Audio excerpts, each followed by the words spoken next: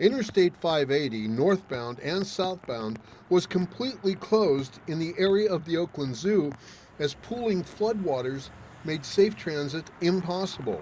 Also on the 580, a tree fell into the path of traffic on top of one vehicle. Traffic was rerouted, but the backup was monumental as Caltrans crews tried to clear it all. At the junction of Highway 238 and the Nimitz Freeway, the ramps were deep and getting deeper.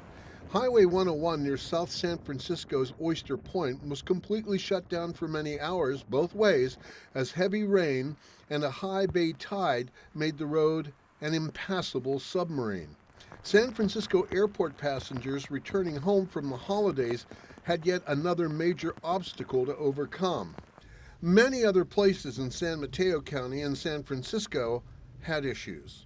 On 22nd Street in Potrero in San Francisco, a tree came down by SF General's Urgent Care Building, one of many throughout the region, some of which were weakened by drought and fell due to saturated soils. With the ground now fully saturated, the water really has nowhere to go, and as a result, you're going to see a lot more of this in this storm and the next one's coming, and that is local flooding, because the water has simply nowhere else to go.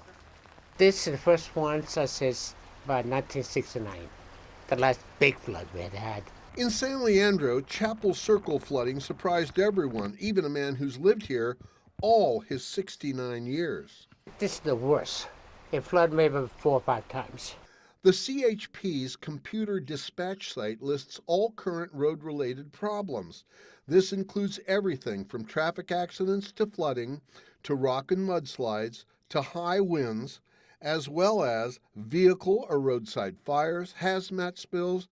On normal Saturdays, less than 10 incidents at one time are common. On this Saturday morning, it was in the 90s to the 130s, all at one time, heavily taxing first responder services throughout the entire morning and well into the afternoon. Based on the sheer volume of calls, the number of solo vehicle spinouts that we're seeing, very indicative of people driving too fast in the rain. And all too many heavy rain traffic collisions happen because of overconfidence and false bravado. There's always people that we encounter out there that think that they are the exception to that they can drive faster in the rain. They're, a good driver, or they have four-wheel drive and they can drive however they want because their vehicle is going to compensate for them.